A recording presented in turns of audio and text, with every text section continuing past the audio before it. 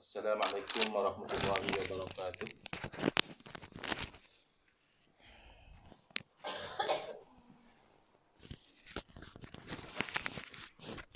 Yang batuk aku. Bismillahirrahmanirrahim. Alhamdulillahirabbil alamin. Wa afdhalus salati wa atammu taslimi ala sayyidina Muhammadin wa ala alihi wa sahbihi ajmain.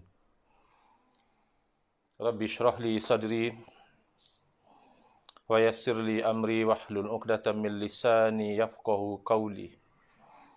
Subhanaka la ilma lana illa ma 'allamtana innaka antal alimul hakim. Allahumma akhrijna min zulumatil wahmi wa akrimna binuril fahmi waftah alaina bima'rifatil ilmi wa sahhil akhlaqana bil hilm waj'alna mimman yastami'una al-qawla fayattabi'una ahsana. Allahumma ati nufusana taqwaha wa zakkiha anta khairu man zakkaha anta waliyuha wa maulaha. Allahumma arinal haqqa haqqan warzuqna ittiba'ah wa arinal batila batilan warzuqna ijtinabah. Allahumma anfa'na bima 'allamtana wa 'allimna ma yanfa'una wa zidna ilman wa huda amma ba'd. Alhamdulillah, pada hari ini insya-Allah kita akan menyambung pengajian kuliah duha bulanan menggunakan 3 kitab.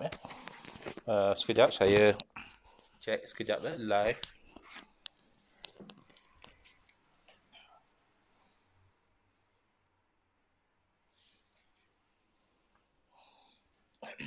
Okey. Jadi kuliah duha bulanan ini saya telah lama sebenarnya kendalikan dengan kawan-kawan. Majoriti adalah kawan-kawan satu sekolah masa kami di Malay College dahulu. Alhamdulillah kami seperguruan sama-sama mengaji, menuntut ilmu agama daripada almarhum Tuan Guru Haji Muhammad Saman Kati rahimahullah ta'ala. Lalu kelas ini asalnya adalah physical class di surau-surau. Kami pindah beberapa surau. Kemudian ketika PKP kita convert kepada online dan mungkin lebih convenient kuliah itu dijalankan secara online. Contohnya sekarang saya sedikit di luar kawasan, masih area Lembah Kelang lah, tapi kalau secara fizikal mungkin adalah satu hassle. Tapi secara online ni mudah, saya just live saja dari sini. Dan saya baru saja starting from last month, saya sekaliguskan ke kuliah kami yang dijalankan secara Zoom. So kawan-kawan akan join Zoom. Tapi dalam masa sama saya livekan di Facebook dan juga di TikTok TikTok live, dengan harapan moga-moga perkongsian yang kita kongsikan ini lebih luas cakupan dia, lebih luas capaian dia kepada audiens. Saya pasti ada yang lebih suka follow melalui TikTok, ada yang lebih suka follow melalui Facebook, dan kawan-kawan saya mereka join melalui Zoom link. So it could be interactive lah in that sense. Jadi 3 kitab yang kita akan huraikan insya-Allah. Pertama adalah kitab Hujjah Ahli Sunnah wal Jamaah. Itu buku panduan berdebat dengan Wahabi. Maknanya buku ini khusus dalam menangani dakwaan-dakwaan, kekeliruan-kekeliruan yang dibawa oleh golongan Wahabi. Jadi dari awal lah saya bagi peringatan kepada Mereka yang mereka boleh nilai diri mereka sendiri. Mereka rasa macam allergic dengan istilah Wahabi. Bila kalau dengar sebut Wahabi je, rasa macam badan rasa panas, kulit mungkin rasa gatal-gatal, mata dah rasa merah, mulut mungkin cenderung nak memaki hamun dan sebagainya. Jadi untuk yang sedemikian, saya cadangkan boleh skip kitab yang pertama ini, sebab memang ini fokus untuk berdebat dengan Wahabi. Kitab yang kedua, maaf saya kurang sihat 2-3 hari ni, iaitu kitab 40 Masalah Agama. Yang ini disusun oleh almarhum Kiai Haji Sirajuddin Abbas rahimahullah taala. Daripada tajuk pun kita faham ada lebih kurang 40 isu yang dibincangkan, diterangkan, dihuraikan. Dan mungkin ada sebahagian tu sikit sebanyak menyentuh juga kepada fahaman Wahabi, tapi tak semua. Ada yang menyentuh tentang liberal, ada yang menyentuh tentang pelbagai isu-isu yang lain. So ini boleh ikutilah. Dan yang ketiga, saya percaya ini yang paling mendamaikan. Tak ada nak berdebat, nak berhujah. Lebih kepada nasihat-nasihat agama. An-nasaih ad-diniyah itu maksudnya nasihat-nasihat agama. Wal wasaya al-imaniyah, dan wasiat-wasiat keimanan. Saya mulakan dengan yang pertama, terlebih dahulu.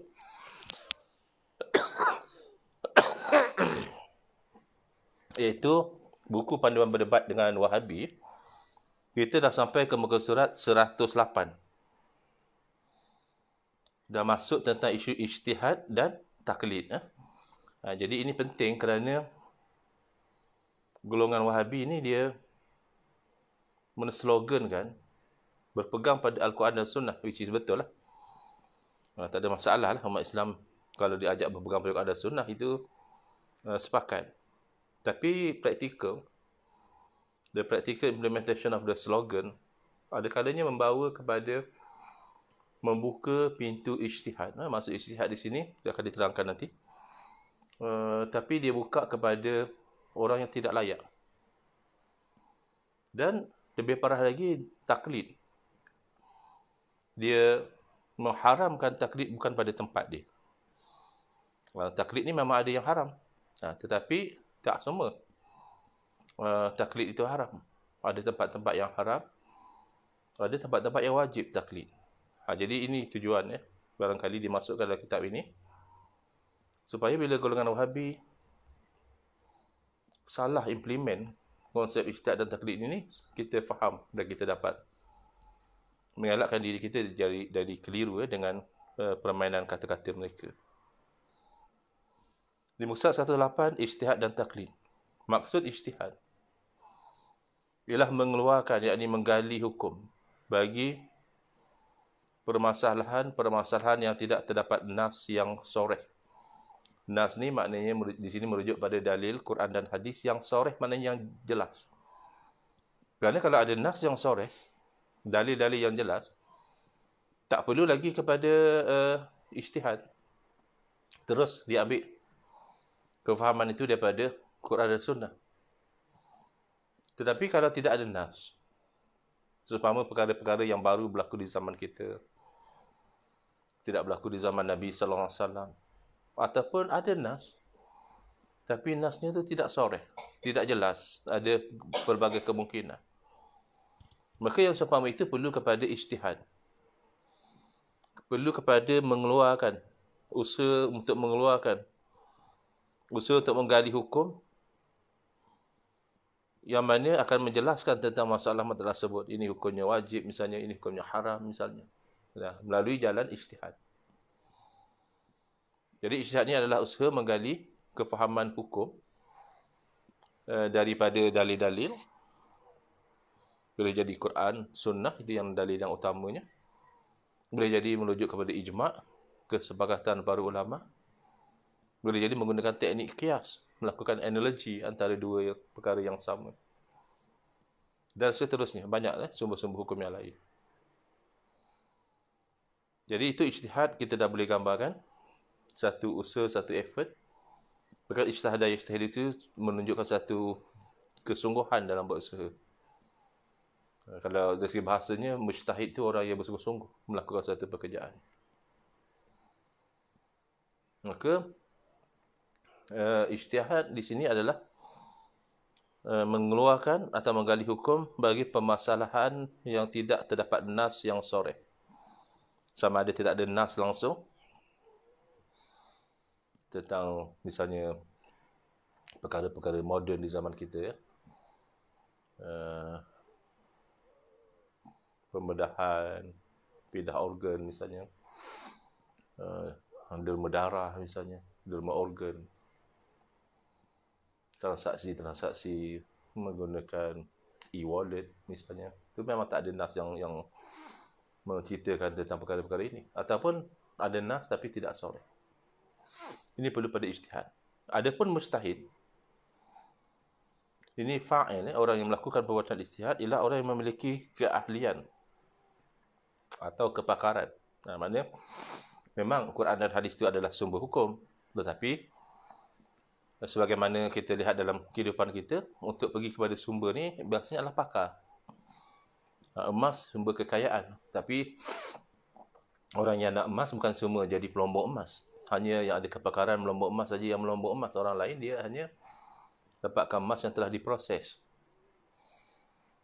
Mutiara misalnya, sumber asalnya dari dalam laut, tetapi tak semua orang yang nakkan mutiara dia akan terjun masuk ke dalam laut untuk cari mutiara, tidak, kerana itu perlukan kepada kepakaran. Maka untuk orang-orang ini, mereka akan ambil mutiara yang telah diproses, beli jadi kedai. Jadi inilah yang kita boleh faham, memang Quran dan hadis itu adalah sumber tempat keluarnya hukum hakam, akidah dan sebagainya. Tapi untuk berinteraksi dengan Quran dan hadis, keluarkan perkara-perkara ini, itu perlu kepada kepakaran. Orang inilah yang namanya mujtahid. Dia sudah menghafal ayat-ayat ahkam, ayat-ayat yang berkaitan dengan hukum hakam, hadis-hadis ahkam, banyak sudah ada dalam dadanya. Serta dia juga tahu sanad dan keadaan para perawinya, sebab kadang-kadang walaupun ianya disebut sebagai hadis, tapi mungkin sanadnya itu dhaif, akan ada yang sampai palsu. Mengetahui nasikh dan mansukh, kerana ada misalnya ayat Quran, hukumnya telah dinasahkan oleh ayat Quran yang lain. Dah disupersid oleh ayat yang lain. Ada yang am, umum, ada yang khas, khusus, ada yang mutlak. Begitu saja, tidak ada sebarang ikatan. Ada yang muqayyad, diikat dengan ikatan-ikatan tertentu. Jadi kena tahu semua ni untuk jadi mujtahid. Serta memang betul-betul mahir menguasai bahasa Arab dan maksud-maksud yang setiap nas sesuai dengan bahasa Al-Quran dia faham. Dan dia tahu apa yang telah disepakati oleh ahli ijtihad. Yang ulama dah sepakat, dia tahu supaya dia tidak langgar. Dan apa yang diperselisihkan, yakni yang khilaf, dia pun tahu, supaya dia boleh berlapang dada. Dia boleh mengetahui bahawa perkara ini ada ruang untuk berijtihad.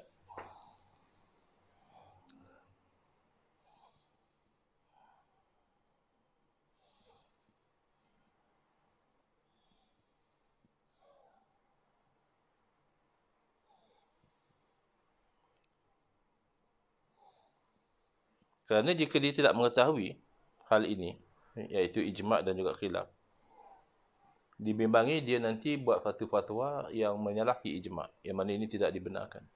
Kerana dalam Al-Quran Allah menjadikan menyalahi jalan mukmin itu sebagai satu perkara yang dijanjikan dengan neraka Jahannam. Berarti satu perkara yang haram. Itu juga dalam hadis-hadis Nabi SAW, Nabi SAW memberitahu bahawa Allah memelihara kesepakatan umat itu daripada kesesatan. Jadi tak boleh langgar ijma'. Tapi kalau tak tahu mana satu ijma', mana satu khilaf, itu kan ada risiko. Yang ulama' dah ijma', dia masih pergi langgar lagi. Selain daripada syarat-syarat di atas, masih ada satu lagi syarat penting yang harus dipenuhi dalam ijtihad, iaitu kekuatan kefahaman. Tahu satu, faham satu yang lain. Di zaman kita ni ada golongan-golongan yang mereka tahu pelbagai perkara, tetapi mereka tidak faham apakah yang dimaksudkan daripada ayat Quran, apakah maksud sebenar daripada hadis, dia gagal faham. Tolong ambilkan air, please. Jadi, dia kena ada kuwatul idrak. Gelas? Tak maaf, minum air sekejap.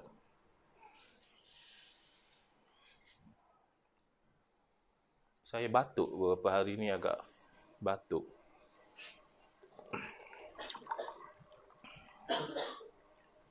Oh, ada contoh batuk pula. Bismillahirrahmanirrahim.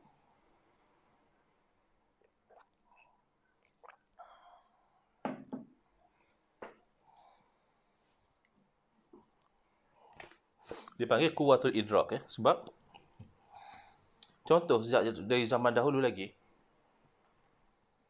ada orang yang Allah kurniakan dia tu pakar dalam bidang hadis. Dia tahu ratusan ribu hadis.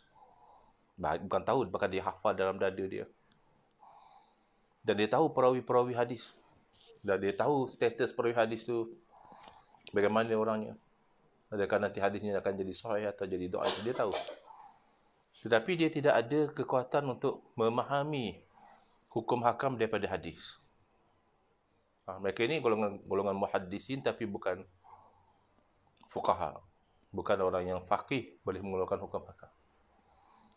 Tapi tidak nafikan ada juga yang Allah kurniakan kedua-duanya. Dia pun mahir ilmu hadis dan dia juga mampu memproses hadis yang dia tahu itu bertukar menjadi hukum. Tapi bagi orang yang tak tahu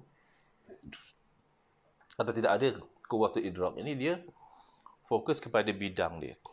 Bagaimana dalam satu kejadian untuk menerangkan hakikat ini, iaitu bagaimana ketika seorang wanita bertanya kepada sekumpulan ulama-ulama hadis. Ini bukan sekadar hafal beberapa hadis, tidak. Memang betul-betul ulama-ulama yang ada ratusan ribu hadis dalam dada mereka. Jadi seorang wanita bertanya kepada ulama-ulama ini, apakah hukum seorang wanita yang sedang dalam keadaan haid lalu dia memandikan jenazah, adakah boleh?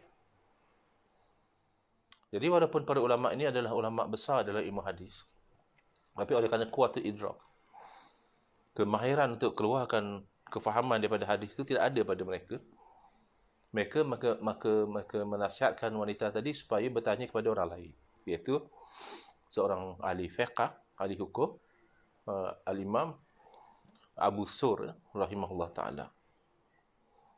Berbeza di zaman kita, orang yang baru kita katakan belajar BA hadis, belajar master atau PhD hadis, yang memang tidak ada dalam dada mereka ratusan ribu hadis, hanya beberapa hadis yang mereka hafal. Yang lain mereka masih perlu rujuk kepada kitab atau kepada mausu'ah. Tetapi mereka seolahnya nak berfatwa terus dalam pelbagai bidang, merasakan diri itu sudah mujtahid. Ini yang berlaku kepada sebahagian orang dan berlaku kepada ramai orang-orang yang terpengaruh dengan fahaman Wahabi. Dia dah rasa dia mujtahid. Dengan beberapa hadis yang ada dalam tangan itu, dia rasa sudah boleh ijtihad. Jadi tidak demikian halnya dengan ulama-ulama hadis dahulu. Mereka tahu kedudukan mereka. Mereka tidak berfatwa, cuma mereka nasihatkan supaya bertanya kepada yang tahu, yang mahir. Jadi bila Imam Abu Sur datang, jadi perempuan itu bertanya, tuan guru ataupun syekh ataupun tuan imam, apa hukum perempuan haid memandikan jenazah? Jadi jawab Imam Abu Sur, boleh, tak ada masalah. Jadi dapatlah apa yang dia nak daripada soalan dia. Terima kasih, perempuan ini pun beredar, kerana orang awam dia hanya nak tahu hukum. Adapun dalil, itu adalah bidang ahli ilmu. Dan ulama-ulama hadis ni ahli ilmu, maka mereka berminat nak tahu dalil. Mereka dah dengar daripada mulut Imam Abu Sur hukum, iaitu boleh perempuan haid boleh mandikan jenazah. Tapi apa dalil? Bila ditanya kepada Imam Abu Sur, Imam Abu Sur mengatakan dalilnya adalah Suatu masa Nabi SAW meminta isteri baginda, Sayyidina Aisyah radhiyallahu anha, untuk menghulurkan sesuatu dari dalam rumah ke masjid. Nabi berada di masjid. Kan kalau kita pergi ke Masjid Nabawi, makam Nabi SAW itu kan sebelah Raudah. Ya, Raudah itu adalah sebelah makam. Makam Nabi itu suatu masa dahulu adalah rumah Sayyidina Aisyah radhiyallahu anha. Jadi rumah dan masjid sebelah menyebelah. Jadi sangat logik Nabi SAW dari dalam masjid minta Sayyidina Aisyah hulurkan sesuatu daripada dalam rumah. Cuma Sayyidina Aisyah keberatan. Apa alasan keberatan? Kerana kata beliau, saya dalam keadaan haid ya Rasulullah. Saya tengah haid, saya nak unjuk sesuatu dalam masjid. Jadi Nabi SAW menerangkan lah, haid kamu tu kan bukannya di tangan kamu. Kamu kan nak hulur barang yang saya minta itu dengan tangan kamu. Kalaupun kamu haid, apa masalahnya? Haid kamu tu bukannya berada di tangan kamu. Jadi, di situlah ulama Abu Sa'id mengambil kefahaman hukum. Walaupun hadis tidak cerita tentang soal perempuan haid mandi jenazah, tidak. Tapi kita ni nak terangkan kuwatu idrak ni, kemahiran untuk memahami. Difahamilah oleh Imam Abu Sa'id bahawa oleh kerana haid itu bukan di tangan, dan orang mandi jenazah kan dengan tangan, maka adanya orang dalam keadaan haid tidak menjadi halangan untuk dia mandikan orang mandi jenazah. Barulah Imam hadis cerita, oh, itu hadis saya tahu, riwayat si fulan daripada si fulan daripada si fulan daripada Nabi SAW. Kerana itu bidang mereka. Tujuan saya ceritakan kisah ini adalah nak memberitahu bahawa ada dua perkara. Pertama, tahu, maknanya tahu Quran, tahu hadis.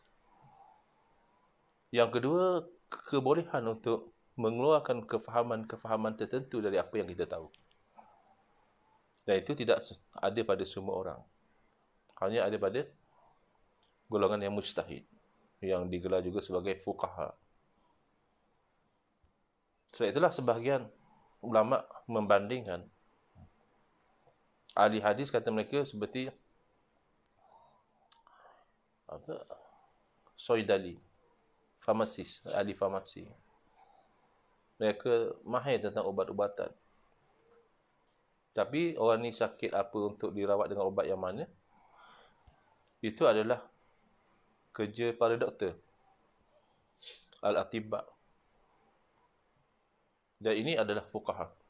Kalau ahli hadis adalah farmasis, maka ahli fiqh adalah umpama doktor-doktor. Dan ulama yang lain mengatakan al-hadis mudillatun ataupun madallatun illa lil fuqaha.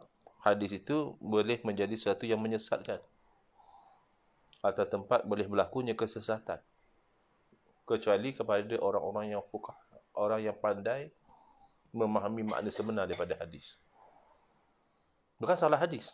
Hadis ni sabda Nabi SAW, takkan salah. Tapi salah orang itu, dia tidak tahu memposisikan diri dia di mana. Dia belum sampai level mujtahid. Dia perasan kononnya dia telah boleh menggali kefahaman direct daripada Quran dan Sunnah. Bahkan ada orang mendakwa kononnya baca terjemahan hadis itu semudah membaca novel. Ini kenyataan yang sangat berbahaya. Dia memang kita dituntut belajar hadis. Bahkan saya baru-baru ini pun baru lepas khatam Sahih Bukhari dengan Syekhuna Syekh Nuruddin Al-Banjari Al-Makki Hafizahullah Ta'ala. Itu sebanyak 7,563 hadis yang kami baca dengan beliau. Walaupun saya sendiri secara peribadi ada juga saya miss slot-slot tu. Itu pun bukan baca sekali dengan syarah. Kalau orang yang tahu, orang yang biasa, kita dia panggil baca secara sardan. Baca saja. Mungkinlah ada sekali-sekala Syekhuna pause sekejap untuk syarahkan sedikit, terangkan sikit makna ataupun pengajaran daripada hadis. Tapi most of the time hanya baca saja. Tidak menjadikan kami itu pakar Sahih Bukhari. Hatta yang hadis semua slot pun. Hanya kan telah mendengar keseluruhan. hadis-hadis yang terkandung dalam Sahih Bukhari itu saja. Tak boleh lagi, oleh kerana saya dah khatam Sahih Bukhari, saya dah layak untuk mengatakan hadis ini maksud macam ini, hadis ini maksud macam itu. Tidak. Jadi sangat berbahaya dan boleh menyesatkan orang yang mengatakan, kamu baca saja terjemahan kitab terjemahan Sahih Bukhari, kamu baca saja kitab terjemahan Sahih Muslim, tak payah pun, macam-macam novel je pun. Ini bahaya. Kerana baca tak payah, tapi memahami tidak semudah itu.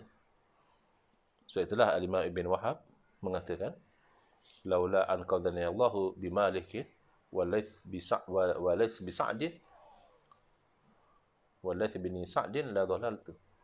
Kalaulah tidak kerana Allah selamatkan aku dengan dua orang, Allah selamatkan aku dengan Imam Malik rahimahullah, dan Allah selamatkan aku dengan Imam Al-Laits bin Sa'ad rahmatullah alaih, nescaya aku jadi sesat, kata Imam Ibn Wahab, ulama. Jadi orang tanya, macam mana sampai macam itu sekali? Jawab beliau, kerana saya ini orang yang belajar hadis. Ribuan hadis yang beliau belajar. Dengan puluhan guru. Dan beliau akhirnya mendapati beliau jadi keliru. Tahayyar tu. Beliau jadi hairan. Kenapa hadis ni cakap macam ni? Hadis lain macam lain pula dia cakap.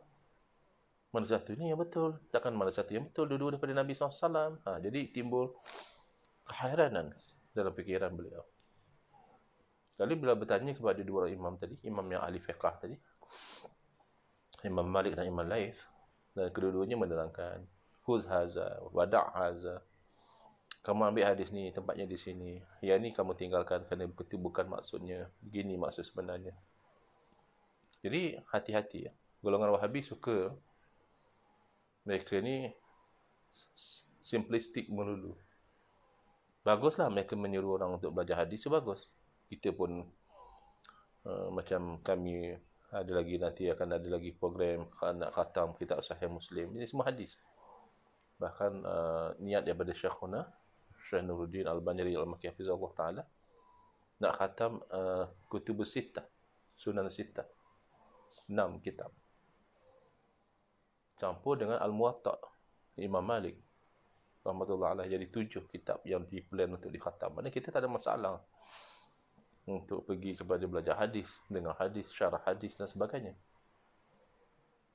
Tetapi bila kamu jadikan benda ni murah, seolah-olah siapa saja boleh baca terjemahan hadis dan buat conclusion sendiri, ini benar-benar merosakkan agama, kerana kita beri peranan bukan pada ahlinya.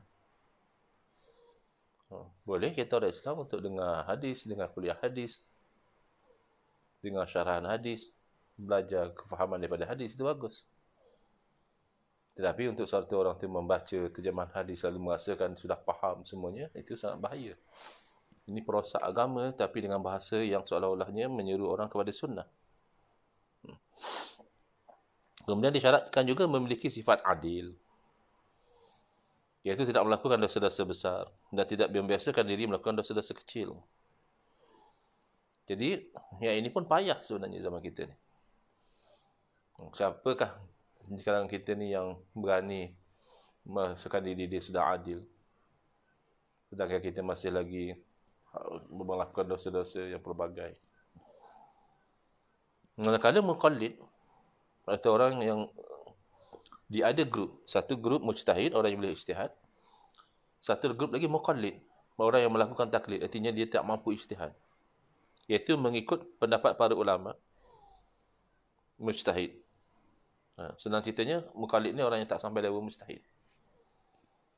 Ada orang kata, ya saya tak sampai level mujtahid, tapi saya dah tahu dalil, saya itu ala muttabi'. Tetapi tidak demikian. Kerana walaupun kamu tahu dalil,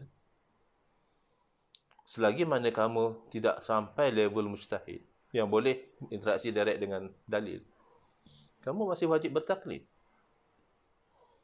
Kerana wala takfu ma laysa laka bihi ilmun. Jangan kamu ikut satu benda yang kamu tak ada ilmu. Macam mana nak beramal? Ikut orang yang ada ilmu. Itulah mujtahid. Itulah namanya taklid. Ikut orang yang mujtahid ini namanya taklid. Maka wajib bagi orang yang tidak mujtahid.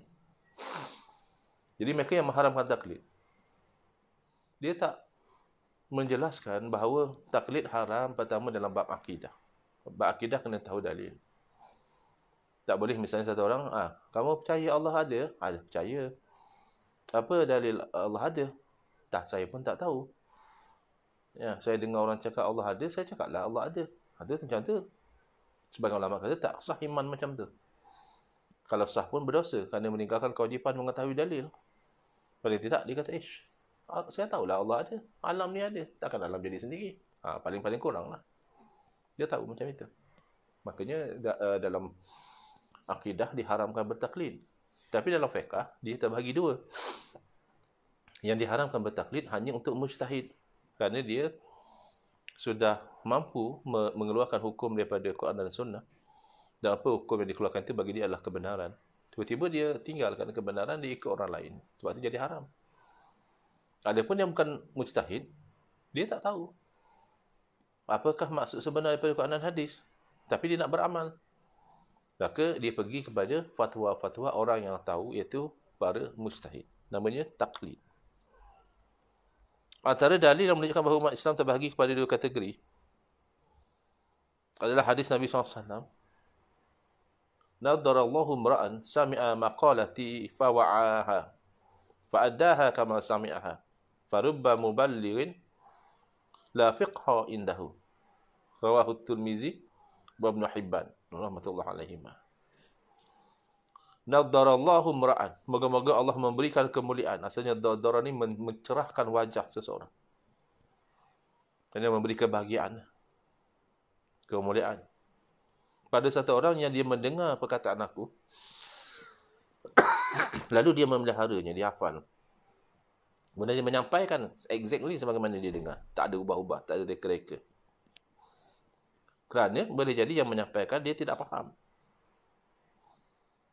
Jadi orang yang merawi hadis ni dapat pahala walaupun dia tak faham. Sebab Nabi puji. Dia berkata Allah membahagiakan dia, memuliakan dia. Kenapa dia kena sampaikan? Sebab dia mungkin tak faham. Dia ada bahan mentah, tapi dia tak pandai nak proses. Tapi dia sampaikan pada orang yang pandai proses, jadi dapat manfaat. Fuqaha dia perlu kepada bahan. Dia perlu pada dalil, pada Quran, pada hadis. Quran okeylah. Semua orang dah dapat riwayat secara mutawatir. Tapi kalau hadis, ada yang mutawatir, ada yang tidak. Jadi bila orang tu dengar sahabat Nabi SAW, dan dia hafal dan disampaikan kepada orang lain, qala Rasulullah SAW kaza wa kaza. Nabi bersabda begini-begini. Allah muliakan dia. Kerana mungkin dia tak faham. Tapi dia dah jadi satu medium untuk menyampaikan hadis kepada orang yang faham. Dan orang yang faham itu nanti mengeluarkan kefahaman.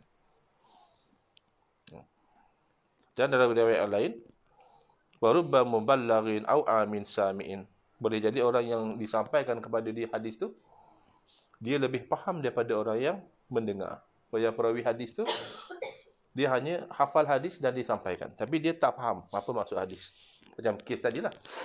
Apa kena-mengena pula kejadian nak hulu barang ke masjid dengan hukum orang khidmat di jenazah. Hadis ada dalam dada, tapi mereka tak ada wa'yun tu. That skill untuk keluarkan hukum tu tak ada. Mereka tidak ijtihad. Mereka hanya menyampaikan hadis. Dan dalam riwayat lain, farubba hamili fiqhin ila man huwa afqahu minhu. Boleh jadi orang yang membawa satu-satu fiqh, yakni ilmu kefahaman daripada hadis ni, dia menyampaikan pada orang yang lebih faqih daripada dia. Tadi orang tu dia hanya sampai dia pun tak faham. Tapi bagus. Sebab bila disampaikan, boleh jadi sampai kepada orang yang faham. Adapun orang tu dia menyampaikan dan dia juga faham. Tapi kefahaman dia tu tidak begitu mendalam. Bila dia sampaikan pada orang lain, dalam riwayat ini dikatakan boleh jadi orang yang disampaikan itu lebih faham lagi daripada orang yang menyampaikan. Jadi, saya berhentikan dulu setakat ini. Tak jadi kita nak baca 3 kitab sebab saya kira faktor kesihatan agak sukar untuk saya teruskan dalam keadaan agak pernafasan tu affected dengan batuk ini. Jadi insyaAllah next kuliah kita akan sambung di muka 110 dengan hadis Nabi SAW. Idza tahadal hakimu fa asaba falahu ajrani. Bila seorang hakim itu berijtihad, dan benar kenalah ijtihad dia tu, dia akan dapat 2 pahala. Wa idza ijtahada fa akhta'a falahu ajrun. Rawahul Bukhari. Hadis sahih dari Imam Bukhari, dan apabila dia berijtihad dan dia salah, maka dia masih dapat 1 pahala. Maknanya tak sama ya level orang mujtahid. Salah pun masih dapat pahala. Berbeza dengan level kita orang biasa. The fact that kita berfatwa tanpa ilmu pun sudah berdosa. Walaupun kebetulan tembak-tembak tu fatwa kita betul, masih lagi berdosa kerana kita melanggar larangan jangan ikut sesuatu yang kita tidak punya ilmu. Wallahu a'lam. Bismillahirrahmanirrahim. Alhamdulillahirabbil alamin. Wassalatu wassalamu ala sayyidina Muhammad wa ala alihi washabbihi ajma'in. Allahumma shrah sudurana wa ahsin akhlaqana wa azim ujurana wa nawwir qulubana bi nuri hidayatika kama nataqabbal bi nuri syamsika abadan abada bi rahmatika ya arhamar rahimin. Walhamdulillahirabbil alamin. Amin ya rabbal alamin wa na'fu minkum.